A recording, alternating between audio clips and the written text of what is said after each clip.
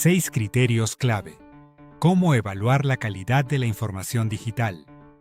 ¿Alguna vez citaste una fuente y no pudiste explicar de dónde venía realmente? En cualquier área, ingeniería, salud, derecho, administración o artes, la información que utilizas tiene un impacto directo en la calidad de tu trabajo. Hoy más que nunca, saber buscar información no es suficiente. Lo verdaderamente importante es saber evaluarla. En este video aprenderás a analizar la calidad de la información digital mediante 6 criterios clave, con ejemplos reales, para que puedas tomar decisiones informadas y evitar el uso de fuentes poco confiables en tus trabajos académicos y profesionales. ¿Por qué evaluar la información? Internet tiene más de 1.000 millones de sitios web, y no toda la información que encontramos es confiable.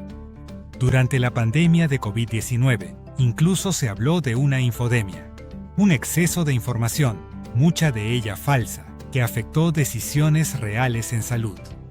En el ámbito académico y profesional, usar fuentes de baja calidad no solo impacta tu calificación, también puede afectar tu credibilidad y llevar a decisiones incorrectas. Internet está lleno de información valiosa, pero también de errores, sesgos y contenidos sin sustento. Por eso, evaluar la información no es desconfiar de todo, es aprender a confiar con criterio. Criterio 1. Autoría. Validar credenciales del autor. Preguntas clave. ¿Quién lo escribió? ¿Tiene credenciales para hacerlo? No toda persona que escribe en Internet es experta. Verifica. Nombre del autor, su formación, su institución, si puedes encontrar su perfil en otras fuentes. Ejemplo real. Buscas información sobre nutrición y encuentras un blog sin autor identificado que recomienda eliminar grupos completos de alimentos. Ahora compáralo con un artículo firmado por un nutriólogo con formación universitaria y referencias científicas. La diferencia está en la credibilidad del autor. Criterio 2. Actualización, para verificar la vigencia de la publicación. Pregunta clave. ¿Cuándo fue publicada o actualizada esta información? En campos como medicina, tecnología, legislación o economía, la información caduca rápido. Una norma legal de hace 5 años puede ya no estar vigente. Un protocolo médico de 2015 puede haberse revisado 3 veces. Ejemplo real. Durante años circuló en foros de nutrición la idea de que las grasas saturadas eran la principal causa de enfermedades cardiovasculares, basada en estudios de los años 60. Principalmente trabajos como el de Ansel Keys, en su artículo Coronary Heart Disease in 7 Countries, publicado en la revista Circulation en 1970. Este estudio impulsó la hipótesis de que las grasas saturadas estaban asociadas con enfermedad cardiovascular y tuvo gran influencia en recomendaciones nutricionales durante décadas. Investigaciones posteriores matizaron esa relación, como este metaanálisis de 2010, donde se muestra que la evidencia no es tan concluyente como se pensaba inicialmente. Quien citara los estudios originales, sin verificar su vigencia, estaba usando ciencia desactualizada. Siempre busca la fecha. Si no la tiene, desconfía.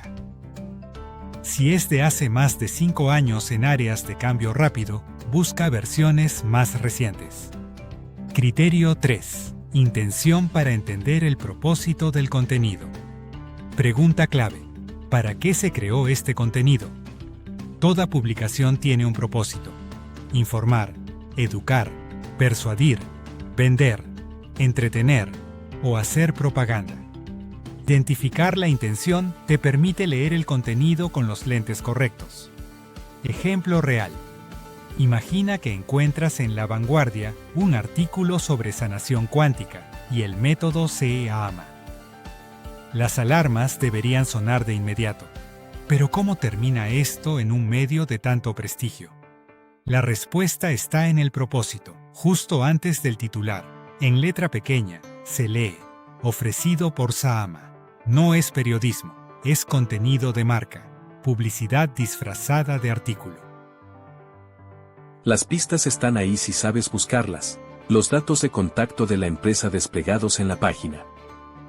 El artículo ubicado en la sección llamada Empresas de Vanguardia. Y un botón que invita a otras empresas a unirse, pagando para publicar su propia historia. La intención no era educar, era vender. Busca al final del texto que estés analizando. ¿Hay algo que vender? ¿Hay afiliación política, religiosa o comercial?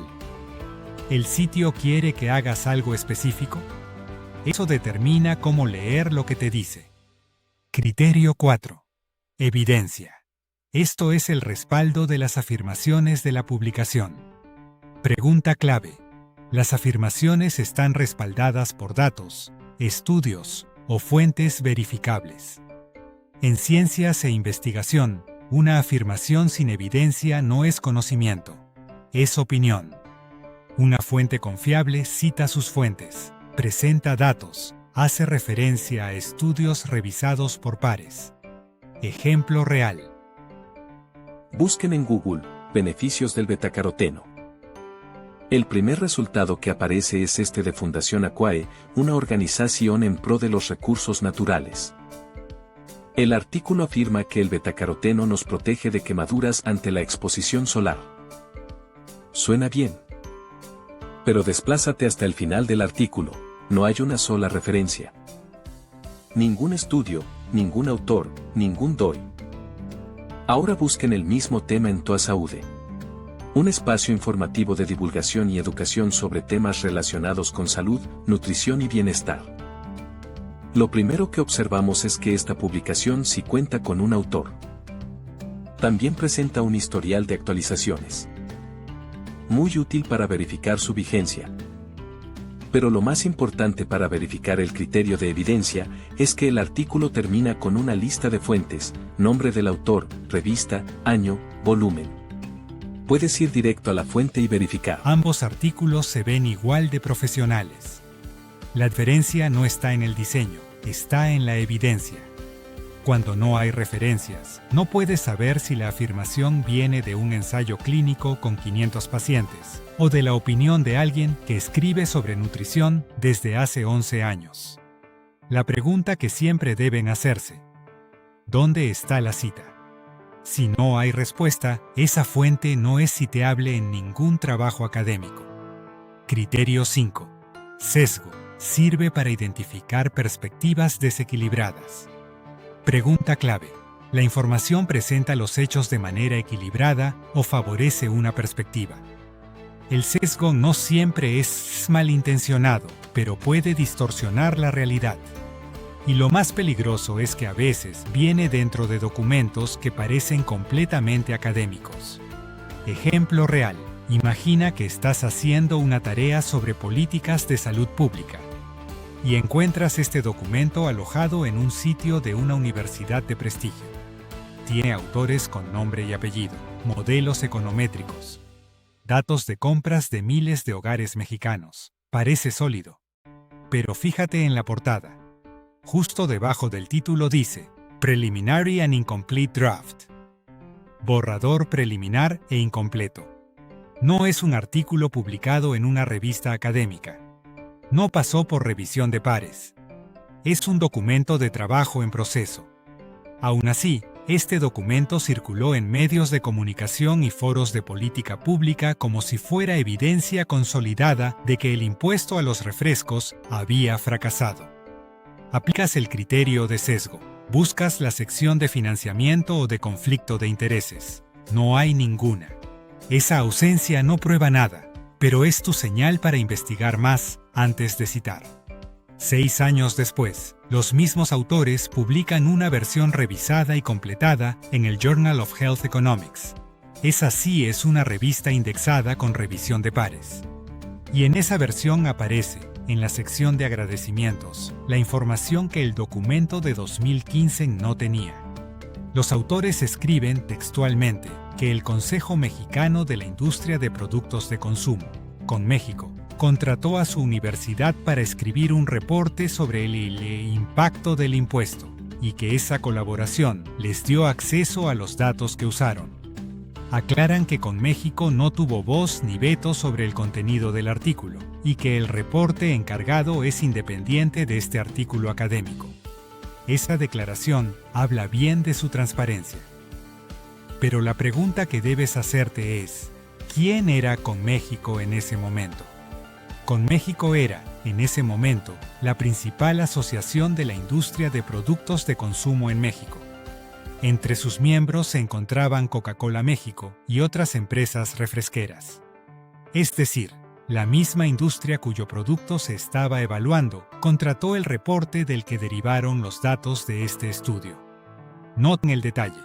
Decimos era porque en 2022 Coca-Cola y otras embotelladoras abandonaron CONMÉXICO. Pero en 2015, cuando se elaboró el reporte, y en 2021, cuando se publicó el artículo académico, esa relación estaba vigente. El contexto histórico importa al evaluar una fuente. Compara ahora con este artículo de The Journal of Nutrition, publicado en 2017 sobre el mismo impuesto. La sección de financiamiento está clara y completa. Este artículo fue financiado por Bloomberg Philanthropies, el Instituto Nacional de Salud Pública de México, y una subvención del NIH, Instituto Nacional de Salud de Estados Unidos. Los financiadores no tuvieron ningún rol en el diseño del estudio. Los autores declaran no tener conflicto de intereses. Este estudio, además, encontró que el impuesto sí redujo el consumo de bebidas azucaradas, y que esa reducción fue mayor en los hogares de menores ingresos. Mismo tema. Épocas similares. Conclusiones opuestas. La diferencia: quién pagó, quién facilitó los datos y qué se declaró. En 2021, investigadores de la Universidad de California San Francisco analizaron todos los estudios disponibles sobre el impuesto mexicano y encontraron que los estudios con vínculos a la industria se difundían rápidamente y tendían a concluir que el impuesto no funcionaba, mientras que estudios independientes tendían a concluir que sí reducía el consumo. Y documentaron cómo ocurrió esto, analizando registros internos de la propia industria. Esta imagen es un documento interno de Coca-Cola Europa, clasificado como solo para uso interno, desclasificado y analizado por esos mismos investigadores en su artículo. Es una matriz estratégica, en el eje vertical, qué tanto daña al negocio cada política pública, en el horizontal, qué tan probable es que se apruebe. La zona marcada con Fight Back, contraatacar, incluye los impuestos a refrescos, las restricciones de publicidad y el etiquetado obligatorio. La instrucción interna es combatir estas cosas activamente. Pero ¿cómo hacerlo?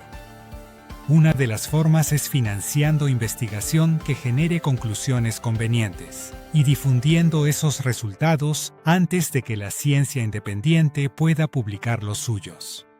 Por eso el criterio de sesgo importa. No porque todos los estudios sean fraudulentos, sino porque algunos tienen agenda, y esa agenda no siempre aparece en el documento. Regla práctica. Al leer un artículo, busca las secciones Financiamiento y Conflicto de Intereses. Si no existen, ese es tu primer foco rojo, y si existen, léelas. Y recuerda, el contexto histórico importa. Una fuente debe evaluarse en el momento en que fue producida, no solo desde el presente. Criterio 6. Utilidad académica. Para evaluar la adecuación de las fuentes de información. Pregunta clave. ¿Esta fuente es apropiada para el nivel y propósito académico de mi trabajo? Wikipedia puede ser un buen punto de partida para entender un tema, pero no es una fuente citable en la mayoría de contextos universitarios. Un blog personal no equivale a un artículo revisado por pares. La utilidad académica evalúa si la fuente está a la altura de lo que necesitas. Ejemplo real. En un estudio publicado en 2010, se analizó el uso de Wikipedia. En este artículo publicado en First Monday, investigadores analizaron trabajos universitarios. Encontraron que un porcentaje significativo de estudiantes citaban Wikipedia directamente en trabajos académicos, incluso en áreas como medicina y derecho, donde la precisión es crítica. La razón: no discriminaban entre fuentes divulgativas y académicas. Pregunta: ¿esta fuente sería aceptada en una revista de mi área? ¿Está indexada? ¿Tiene proceso de revisión por pares? Si no, puede ser útil para orientarte, pero no para respaldar tu argumento. Estos 6 criterios: autoría, actualización, intención, evidencia, sesgo y utilidad académica, son tu escudo frente a la desinformación. No se trata de desconfiar de todo.